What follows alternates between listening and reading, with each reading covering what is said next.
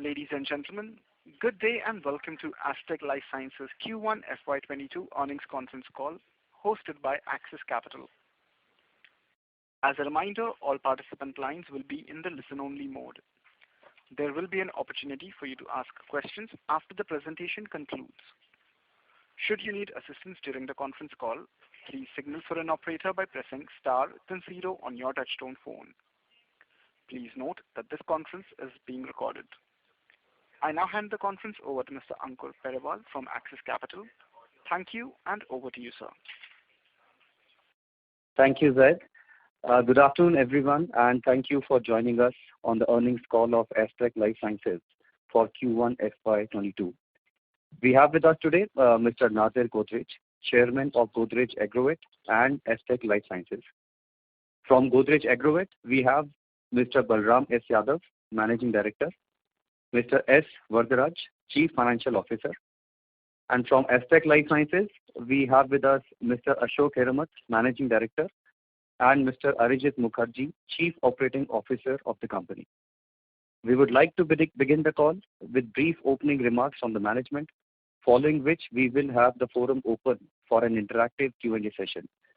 But before we start, I would like to point out that some statements made in today's call may be forward-looking in nature, and actual results may differ from those expressed or implied.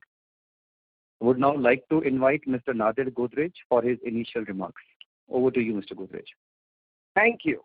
Good day, everyone. I welcome you all to the Q1 fiscal year 22 earnings call of Astec LifeSciences. I hope you are safe and healthy. The second wave of COVID-19 was much more severe than the first wave, especially for rural India. Economic activity was significantly impacted in the second half of April and May, though the situation improved from June onwards. Macroeconomic indicators such as GST collections, exports, power consumption also marked an increase in June from low levels seen in the earlier 2 months. The business environment is expected to further improve as the vaccination drive gathers traction, thereby limiting the COVID-19 spread. We expect the situation to be much better in the second half of the year. The agricultural sector is again expected to perform better than last year, as many goods and services are essential in nature, and the macro indicators look promising for the sector. This will benefit the farmers and companies operating in this segment. For our products, the demand remains strong, both in the domestic and the international markets. Though the end product prices have softened in Q1, a gradual price increase is expected in the near term. In terms of the performance during the first quarter of the financial year 21-22, the key highlights are as follows. Astec reported a consolidated total income of 129 crore in Q1 compared to 113 crore in the same period last year. EBITDA and profit before tax were 25 crore and 17 crore respectively, compared to 29 crore and 22 crore in the same period of the previous year. The volume growth was high in Q1, but the sales growth was restricted to 14.9% due to lower price of one of the key products. Geographically, sales growth was mainly driven by the domestic business. In Q1, domestic sales have grown by 27%, whereas export sales have declined by 13.6%. Also, the first quarter is not a strong quarter for the contract manufacturing business, as a large part of the orders are executed in Q2 to Q4 of every year. Therefore, the revenue in Q1 mainly comprises of the enterprise sales business. Gross profit margin for the quarter was 39.4% compared to 45.2% in the same period last year. In Q1, we consumed higher cost raw material inventory, which impacted gross margins. Raw material prices have started declining, which will improve the gross profit in the coming quarters. Further, Q1 of the previous year was an exceptional quarter, both in terms of significantly higher product prices and low raw material prices, resulting in a high base. The EBITDA margin for the quarter was at 19.7% compared to 26.1% in the previous year. Other expenses such as power costs, freight costs, and other fixed costs have increased due to normalization of business activities compared to the previous year. Commercial production at a herbicide plant could not start in Q1 due to the COVID-induced lockdown. However, trial production has started in Q2. Construction at our new state-of-the-art research and development facility was also delayed due to the lockdown as well as some procedural changes. We expect the R&D facility to be completed by the third quarter of the next financial year. In the meantime, we increased our R&D capacity through leasing lab spaces to cater to our increased developmental requirements. For the remaining 9 months, we expect demand for our key products to remain strong, which will drive volume growth. We are in the process of launching 4 new contract manufacturing products and 1 product in enterprise sales. We believe that we will be able to successfully achieve our fiscal year 2022 profitability targets. Now I'd like to welcome our new CEO for Astec, Anurag Roy, who has recently joined the company. Anurag has 21 years of rich experience and has worked in leading pharmaceuticals and chemical companies. With this, I end my opening remarks, and we will be happy to take your questions. Thank you.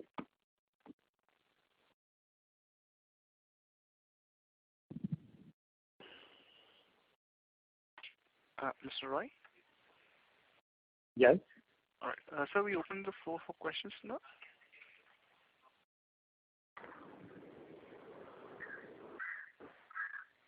Ladies and gentlemen? Yes.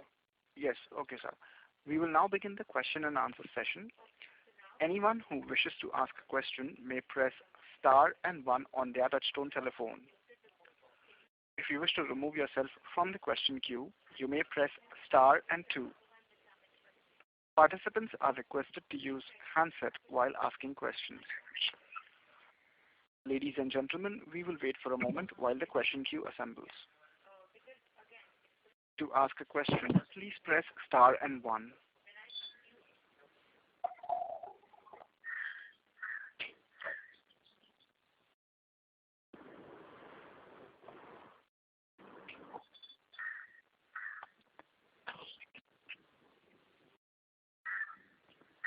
Anyone who wishes to ask a question, please enter star and 1 at this time. Our first question is from the line of Saurabh from Asian Market Securities. Please go ahead. Thank you for the opportunity. So my first question is on the growth, revenue growth. So can you give more detail in terms of which molecule has contributed to the growth, and also how has been the pricing for key molecules?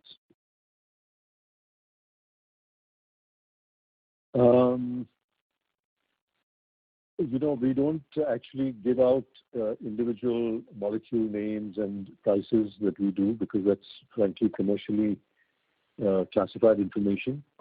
But I can just tell you that in general, one of the key products, the prices declined in the range of 35% compared to the previous year.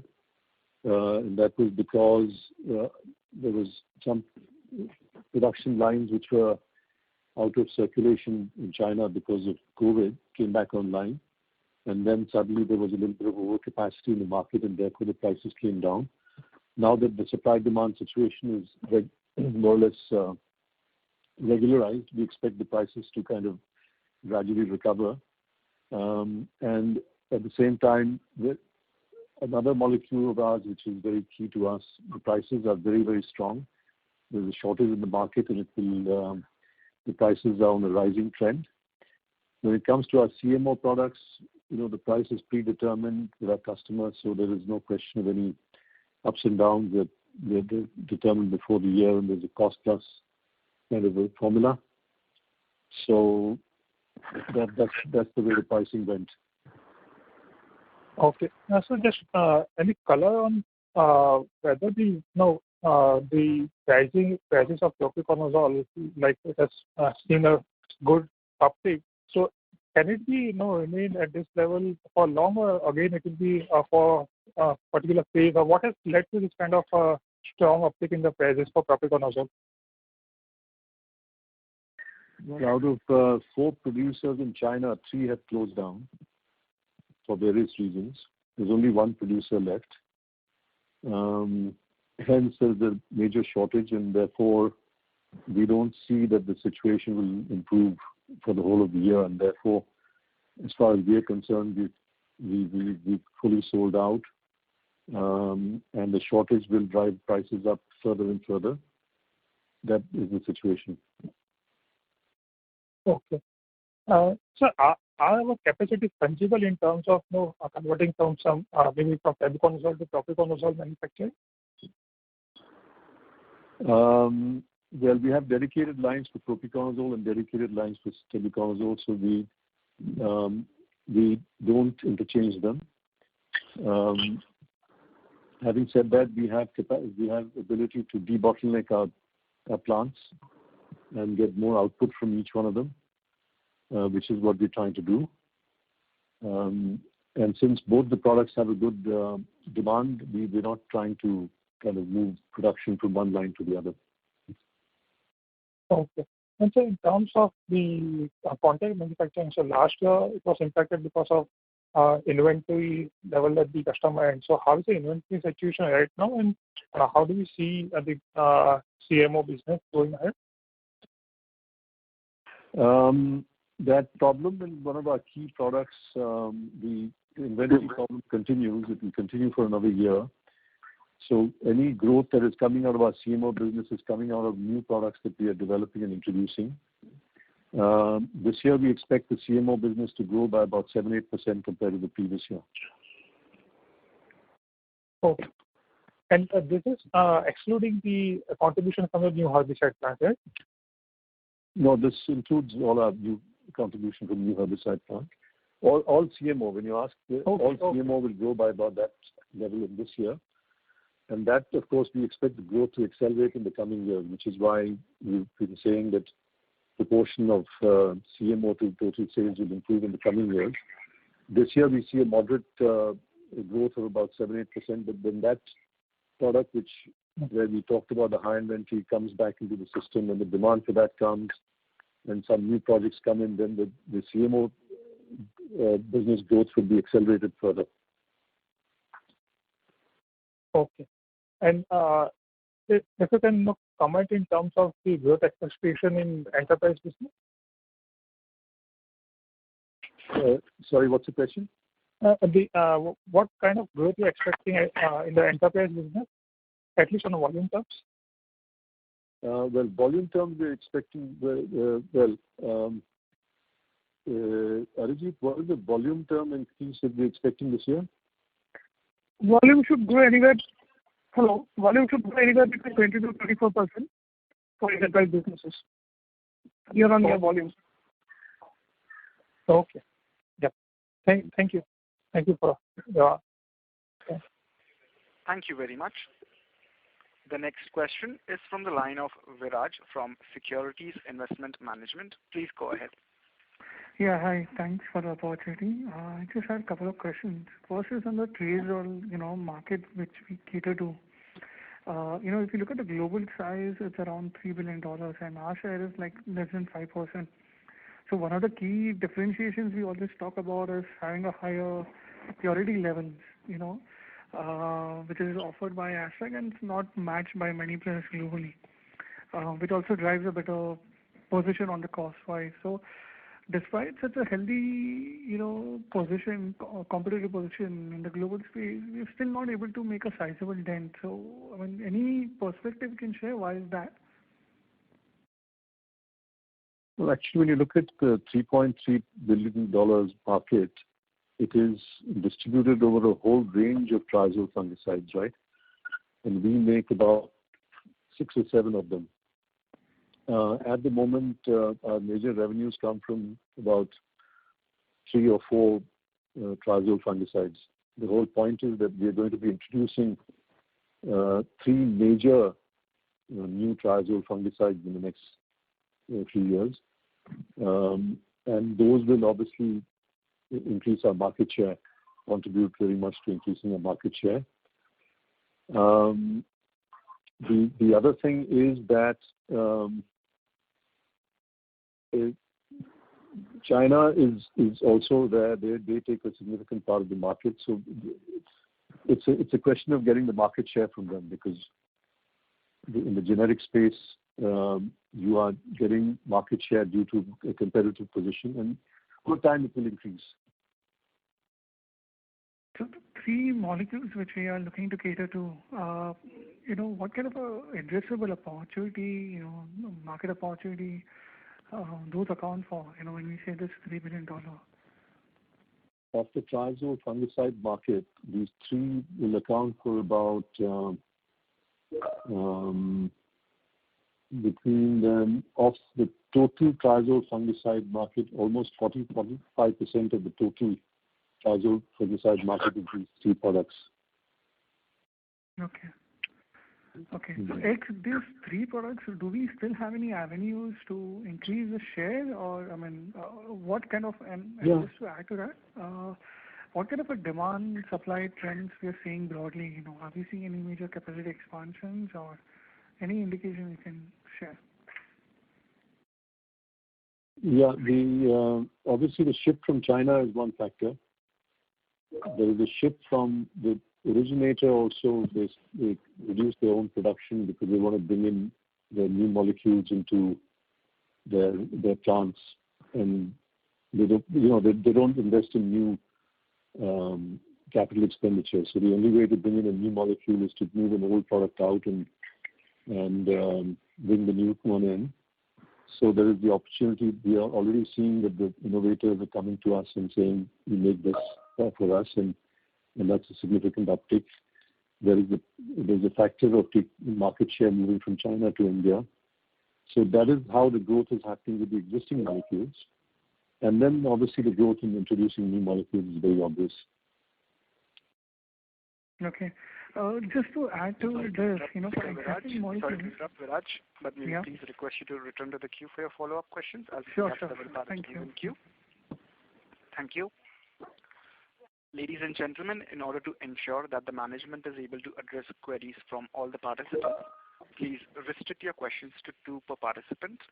Time permitting, you may return to the queue for your follow-up questions. The next question is from the line of Madhav Marda from Fidelity International. Please go ahead. Yeah, hi, good afternoon. Thank you so much for your time. I just wanted to understand, in our total revenue, what would be the mix broadly between our enterprise sales and the CMO business? Well, it is typically 80-20 at the moment. 20% is enterprise. Last year it was 17% was the CMO business, purely because of the overstocking of that one product which saw a downturn. So let's say 20% of sales is CMO, 80% is enterprise. And our endeavor is to up the ratio of this 20% as much as possible in the coming years. Okay. And how do the contracts vary between the enterprise and the CMO business especially in terms of the pricing and the volume sort of offtake presumably? The CMO business is a cost-plus model. So the volumes are forecasted, say 3 years rolling, and that's how it works. When it comes to enterprise sales, it's based on registrations. You're the registered source. So therefore, there is a certain amount of stickiness in the business.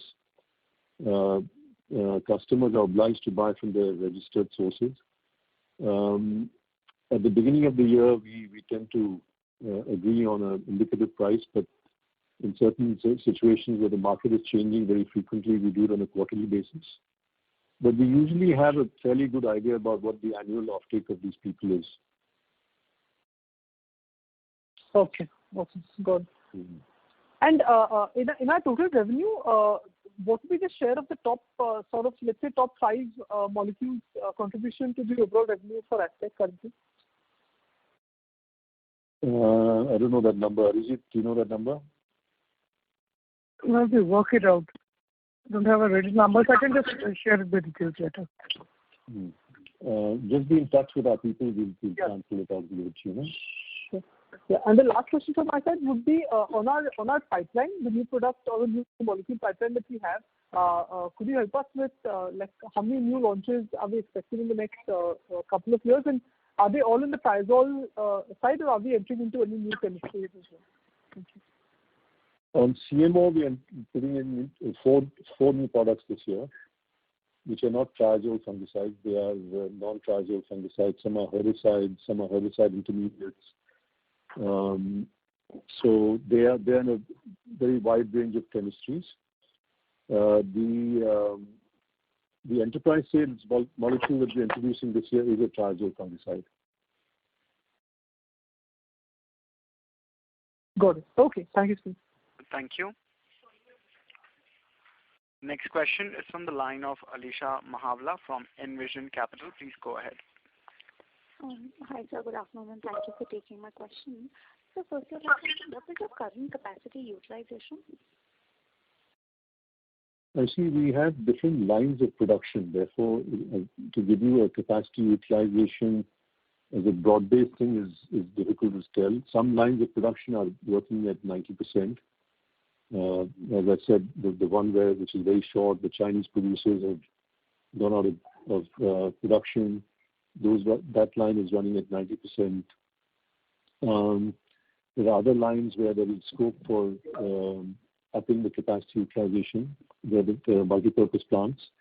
So it varies across different lines of production. Okay. And for the herbicide plant, while I understand that it has been delayed and you're currently doing trial production, so can we expect the commercial launch by Q3 or in H2 and for it to start contributing in H2? Or is that expected more towards the end of the year? No, we will see in H2 the invoicing of the material. Trial production has started, so it will get converted into commercial production quite soon. And then the invoicing will start. So we certainly Q2 onwards we will be seeing some invoicing. Q3 will be more, and H2 will be the maximum. Okay. Okay, fine. And any target utilization level for year one for H2? Yeah, well, for the year we expect the utilization to be about 25 to 30% for the new herbicide plant. And so by year 3 we expect it to be fully utilized. Got it. And so just if you can give the split between domestic and export revenue for the current quarter. Current quarter was 78% domestic, 22% export. Okay, thank you. Thank you. Next question is from the line of Shravan Vora, an investor. Please go ahead. Hi, good afternoon, sir. Thanks for the opportunity. So I just wanted to get a little bit of color from you on this China Plus One that you've been talking about, and a lot of competitors have also been talking about. Like, is there the inquiries have definitely gone up, but is there something where we've moved ahead than just the inquiries? Sorry, repeat the question. Yeah, I'm saying that you've been talking and other competitors have also been talking about the China Plus One, where a lot of supply chains would come to companies like us. But I just wanted to get some color if there's actually some materialized client that we are talking to, or have we moved ahead on this anyway? Yeah, of course. I mean, we're seeing it very much on the ground. Last few years, we're seeing a lot of inquiries. A lot of projects are at various stages of implementation. It's very much a phenomenon which is not a prospective phenomenon, but it's already on the ground. Right. And we expect it to increase with time. Right. I mean, we're finding that Chinese costs are going up so significantly that we were very surprised recently when we heard a comparative Chinese cost of a corresponding molecule, which is so much higher than what we can sell it for. So it's really a trend which is already happening. Right. Mm-hmm. And just on just one more question. So if you could just give me the breakup of the margins between our enterprise sales business and the CDMO business, and like going ahead as you want to increase our CDMO shares, so our blended margins, which was the earlier guidance was I think 20%, so that should also improve, say 50 basis points year on year, something like that. Yeah. Now, we've always said that our CMO business margins are about 5% better than our enterprise sales margins. And on an EBITDA level, yes, last year we ended up with an EBITDA margin of about 22%. We are well on track of at least improving on that. Yes, as the proportion of CMO increases, it will keep increasing. That EBITDA margin will increase by half a basis, 0.5% and 1% with time. Okay. Perfect. That's all from my side. Thank you. Next question is from the line of Dikshit Mittal from LIC Mutual Fund. Please go ahead. Yes, sir. So my question is on this new herbicide plant. You mentioned you will be utilizing 25-30% second half. So that means that plant alone can be 15-20 crore kind of incremental revenues on a conservative side. So, sir, why are you projecting only 7-8% growth in the CMO? Maybe the base will decline this year?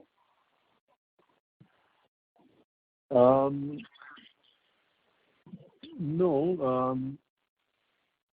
That is an incremental business. Arijit, how would that be if that is giving an incremental one? There's something else that may be that is the one molecule which the customer is having some stock. So that won't be there in this year. So it will take at least 2 years to start that production. So there will be a dip in the existing one, but it's covered up with the new CMO businesses. One particular molecule which we have mentioned earlier. So that is the dip which is happening this year. Okay. But the similar molecule, like last year also, it was weak, relatively weak, right, as compared to... That's the same molecule. That is the same molecule. We did some quantity last year, which was a pending quantity. From this year, there will be taking at least one year to have a re-registration and start the production. Okay. And sir, on enterprise business, you are saying 20-25% growth. So that will be driven by new product introductions, or basically the existing products will only drive this volume growth? That will be partly by the existing molecules and the new molecule as well. Okay. And sir, just a clarification, like these 3 new molecules that you will be introducing, that market size is more than $1 billion, right? Global market size. Yeah. Okay. Yeah, and sir, lastly, any other capex plans we have because apart from this herbicide plant and R&D center? So any further investment plans are we contemplating at this point in time? Yeah, this year we have a total capital expenditure plan of 150 crores. And in the next 3 years, we're trying to invest 300 to 350 crores. That includes the current investment where we will do some part of the new R&D center work will start. There will be the start of the work on the new triazole plant, fungicide plant for the new molecules we talked about. There will be other miscellaneous projects, so that will be about 150 crores this year. In the coming years, we have other projects in the pipeline. Okay. And sir, on the CMO side, any investment plan apart from this herbicide plant? Yeah, as and when the molecules come up, we will do it because we have spare capacity in the herbicide plant, which we will fill up first, and then we will undertake additional capex. Okay. Thank you. Thank you. Next question is from the line of Dhruvam from HDFC Fund. Please go ahead. Yes, sir. Thank you. Sir, on the enterprise, you mentioned that 20-25% volume growth. I was earlier of the view, or probably from your earlier interactions, I understand that the plant was largely fully utilized, at least going in 3Q and 4Q. So what drives this 20-25% volume growth then? Is it debottlenecking? We've done some debottlenecking exercises. That gives us a fair amount of volume growth, plus whatever is coming out of the herbicide plant. And yeah, it's a combination of so many things. Okay. So the herbicide plant will probably get, I thought, will be part of the CMO business, but that's not the case, it seems. Oh yeah. So you're talking about enterprise sales growth? Yeah. Okay. Enterprise sales growth of 25% will come out of debottlenecking and basically debottlenecking. Primarily. Oh, okay.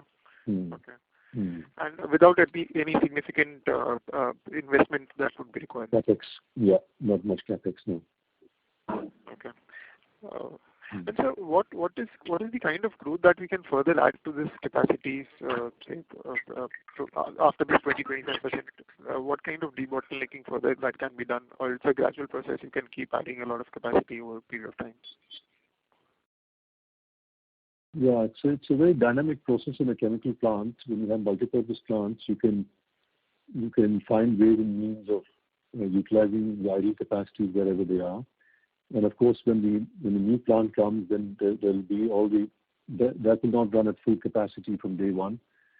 So that will there'll be a ramping up of those capacities. So, it's a cycle, your investment and the asset turnover ratio of 1.5, 1.6, 1.7. That is a continuous process in the chemical industry. Got it.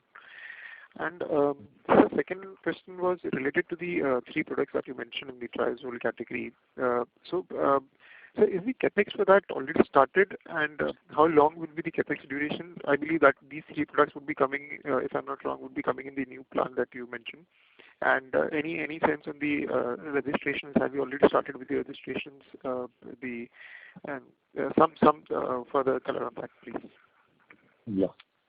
So we're going to start the construction. Design work is at an advanced stage.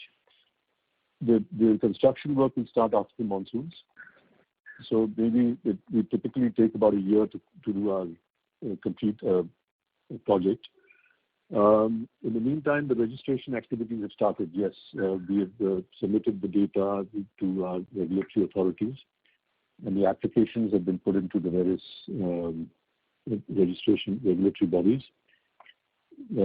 So by the time that we are in production, not only will the registrations have kind of started coming in, but various patent issues and all that also, wherever patents are involved, patent expiries will take place. So it's all being synchronized. Okay. So one is probably from FY24 onwards, FY24 early, or end of FY23, we should start seeing the benefits. Correct. And so, when you say you have already started the registration activity, I mean, I just wanted to understand this better. The plant is yet not commissioned, so how do you get the registrations in? I mean, do you start supplying these molecules from your pilot? I'm not sure. How does that work then? Yeah. It's based on pilot batches. Oh. So what you do is you get your 5 batch done from your pilot plant. And then when you're on commercial production, the regulatory authority will ask you for production data to make sure that your production is coming out consistent with what you've submitted from your pilot plant. So that's a process that takes a few years to regularize. But your initial registrations can be based on your pilot plant. Okay. So the pilot to commercial registrations is a quick one, but maybe please request to just one clarification. The pilot to commercial is 1 to 2 years phase. What do you mean, in terms of regulatory, or are you talking about in terms of our regulatory? Once you submit the commercial data. You can be producing, but it's just that you have to submit the data as well while you're producing. Oh, okay. They don't stop you from producing. Okay, perfect. Got it. Once you've got your registration, you can be in production. Mm-hmm. Got it. And then supply once the approvals are done. Got it, sir. Thank you so much. Thanks. Thank you.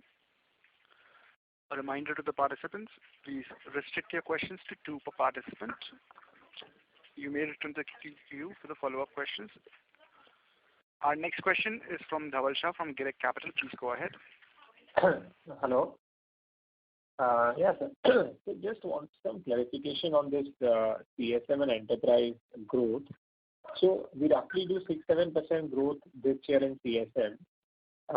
And this next year, once the herbicide plant is going live and the new molecule also starts contributing, so should we see roughly 100 crores getting added to the revenue in CSM? That's what our guidance is, that you can, since we are going to do it, the utilization will ramp up over 3 years. You can assume about 70 to 80 crores of additional sales turnover coming out of that plant in year 2. Okay. So the 4 molecules which you mentioned will be added in CMO. So those 4 molecules would be so the large part will be coming in FY22 in terms of the revenue. Am I right? Yes. No. 4 new molecules. A certain portion will come in this year, and obviously it will be ramped up over the years. They're just introductions this year, right? Okay. And all these 4, so 2 will be from the herbicide plant, and the rest 2 will be from the existing infrastructure. Is it correct? No, actually we can make all of them from the herbicide plant, and some part of the existing plants will be used. Okay, got it. And in the enterprise, we are the growth which you guided. Now, even that is coming. Nothing is coming from the new plant. Everything is so nothing is from the herbicide plant in the enterprise business, right? Mm-hmm. Nothing is coming from the herbicide plant. Yeah, correct. Nothing is coming. There is one product which is coming out of the herbicide plant. Arjit, Yeah. I don't know how much sales is that coming to? That will come around 30 to 35 for this year. There's one enterprise product which will come from herbicide. Yeah. Okay. 35 crore from the non-herbicide. From the herbicide. From the herbicide plant, which is non-CMO. Non-CM. Okay, around 30 crore. Okay. And okay. So around So coming back to CSM, you said 80 crore FY22, and then similar revenue can get added in 23 also as the ramp up happens. Year 3. Yeah. Okay. Got it, sir. Thank you. Thank you. Next question is a follow-up from the line of Viraj from Securities Investment Management. Please go ahead. Yeah, I was asking on the existing molecules in triazole. If you look at last 2-3 years, there was a phase where even propiconazole was also faced with severe inventory and overcapacity in the market, and even this year we have seen some other product facing overcapacity and pricing issues. So if you were to understand, for existing molecules, our cost position, how would have that changed, or how would have the yield changed for us? So any color you can give on that? And second question is on the R&D and the pace of new molecule launches. So is it right to think that once we commission the new R&D center, say by end of 23, it may take further another couple of years for us to capitalize and look at a much more wider scope and number of launches, new product launches? Yeah. The first question was, what was the first question? So first question was on the existing triazole molecules which we're catering to. How would have our there's competitive advantage. Yeah. So we find that our cost of production now is pretty much in certain products it's lower than the Chinese, because we're more backwardly integrated than the Chinese. So that certainly, without naming the molecule, we are very much ahead of the Chinese with respect to one of the molecules. The other one where we are similar to the Chinese, but with their rising costs, I think now we are reaching a point where our cost of production will be a little lower than the Chinese. The new molecules that we're introducing, again, we are pretty confident that we are more backwardly integrated than the Chinese manufacturers are, and therefore we will be at a great advantage against the Chinese. The 3 ones that I talked about, which constitute a very large proportion of the global triazole market, we are absolutely backward integrated into those. So once we kind of commercialize these, any aspiration in terms of target share which we will be looking to cater to, say, over next 3 years or 3 to 5 years?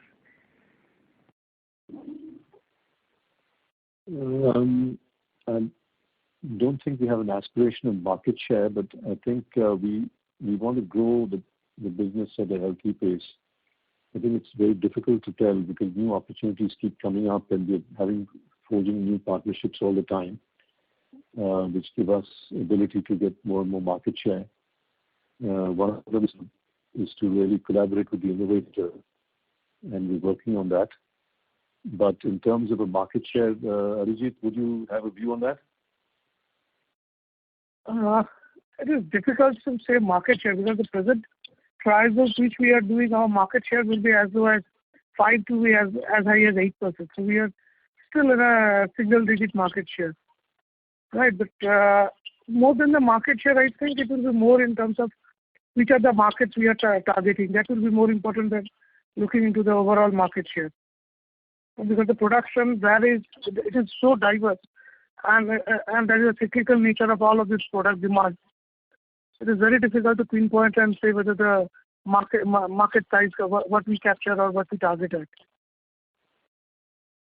Okay, but nevertheless, we know that there's a huge upside in terms of the ability to grow this business, to grow up, to grow the volumes. Okay, and on the R&D, new R&D center? No, the R&D front, yeah. In terms of new launches? See, even with the existing R&D infrastructure, we're kind of launching 3 to 4 new molecules every year. So when the new R&D setup comes in, that capacity will be increased multifold. So having said that, it's not only a question of how many molecules, but the complexity of the molecules, right? How many stages are involved, and so one molecule could be of 3 stages, but another one could be of 10 stages. So that's equivalent of 3 times the amount of work involved. So the new R&D department obviously R&D setup will improve the bandwidth. But I think that once it is commissioned, obviously it will take the lag between products coming out of that R&D facility will be about a year or 2 after it's set up. Okay, fine. Thank you and good luck. Thank you. Next question is from the line of Nikhil from Simple. Please go ahead. Yeah, hi. Good afternoon. Thanks for the opportunity. I hope I'm audible. Yeah. So just 2 questions, sir. One is on the new product launches. As you mentioned that we are looking at 4 new product launches in the CMO space. Just want to understand management's focus on what product selection criteria do we follow. You said that on complexity, on improving the complexity of production in terms of number of steps and all, but what are parameters you focus on? And even in Triazole, as we see, like we've been there in the market for quite long, and when we say we are close to 5 to 8% market share, and initially in the call you said that the costs our pricing is much better now versus Chinese. Do you see that the market share acceleration in these molecules will happen, and probably in the newer molecules also the market acceleration would be much faster? Yeah, we think so. We believe that will happen. We will see how it goes. That should be what should be going on. See, the thing is that in this business there are also, as I said, registration issues. There might be some Chinese producers who are already registered. Now, right now there's a China plus 1 policy. Now it could afterwards become an India plus 1 policy for the Chinese. So if a Chinese producer is registered and they're getting 75% of their production from an Indian producer, they might say to hedge our risk, we will buy 25% from a Chinese producer. So that will go on, So we would never expect to get the entire amount, but yes, it will be accelerated over time. And on the product selection, what product do we look at in terms of the product basket, in terms of selection, what product we will launch? And there is also this enterprise product launch between enterprise and CMO. So I would believe that there would be two different lenses for enterprises and a CMO kind of a product. So how do we decide which should go in which basket and what products we want to launch? If you can just help me understand the thought process. It's different when it comes to enterprise sales. Sorry to interrupt, sir. Mr. Nikhil, maybe I request you to please mute your line because there's a disturbance from your connection. Sure, I do. Sorry, sir. Please continue. Yeah, when it comes to enterprise sales, obviously the first thing we look at is to be in the triazole fungicide segment because that's where we have the specialization and the knowledge and the expertise. We look at obviously market size, what is the size of the market, our ability to crack the technology, market access, customers, market partnership. I mean, obviously everything has to start with somebody wanting your product. So we first talk to our customers and say, this is a product that you would like to work with us on. And then we've gathered enough interest in the molecule and we find that the size of the market is interesting for us, then we work on it. So these molecules have fulfilled all these criteria. Our customers want us as a source.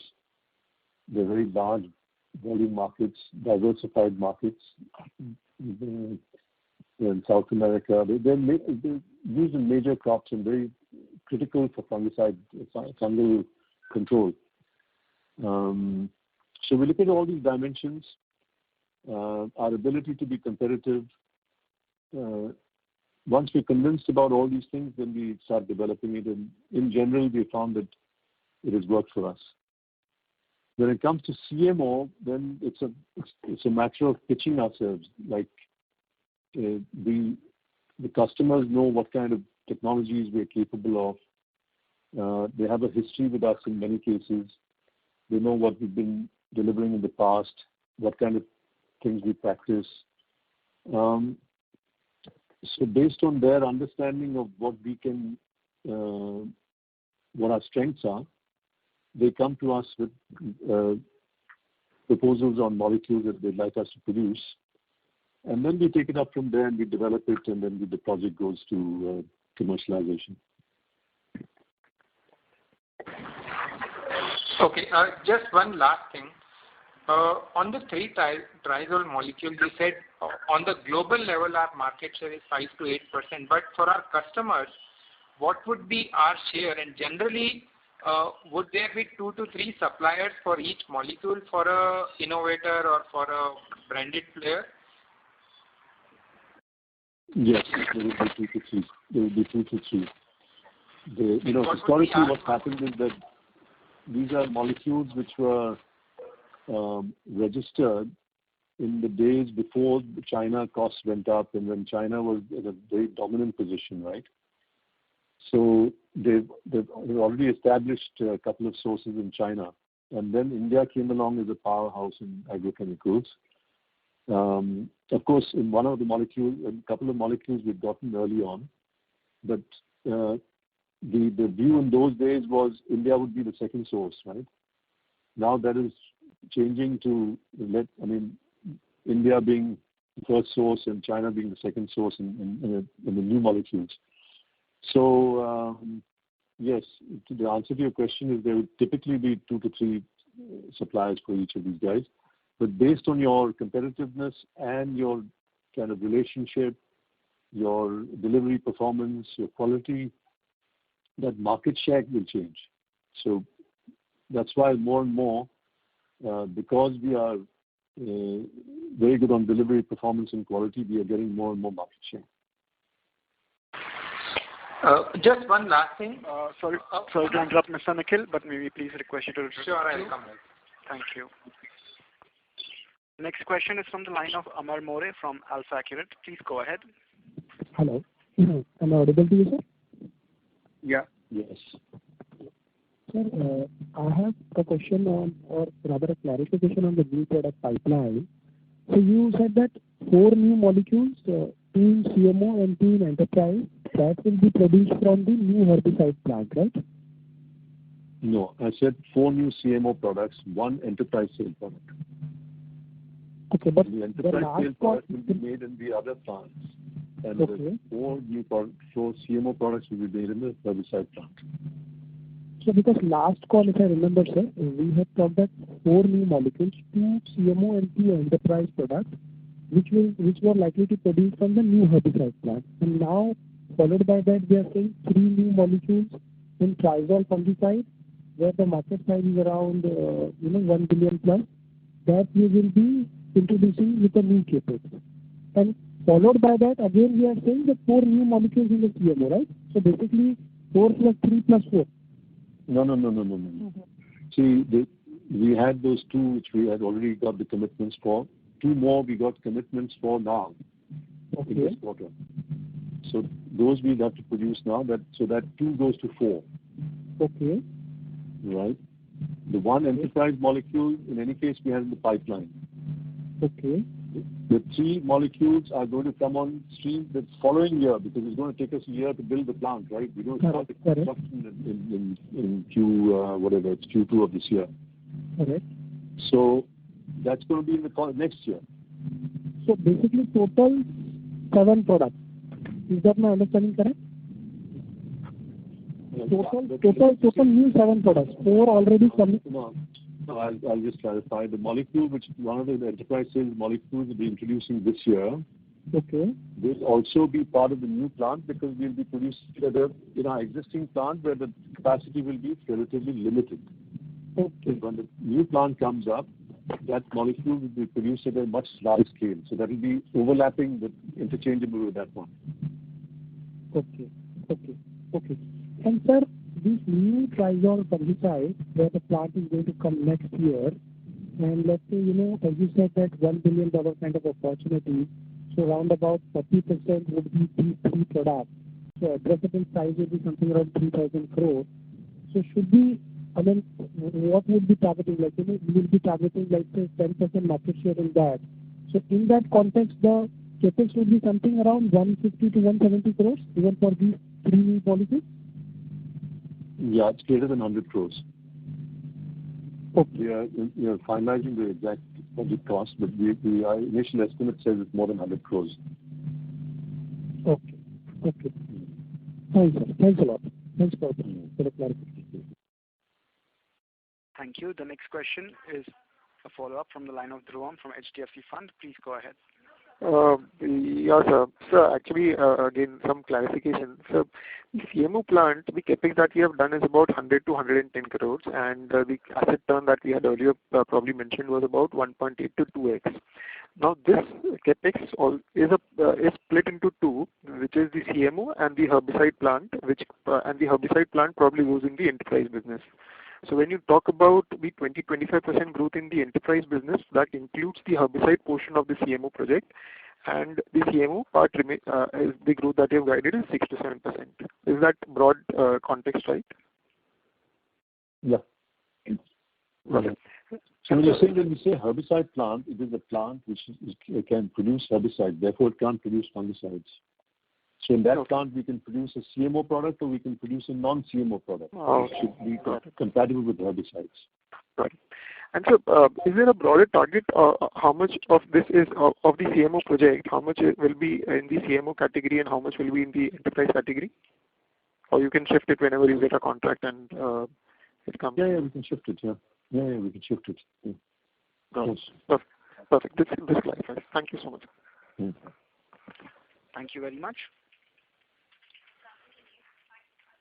Ladies and gentlemen, that was our last question for today.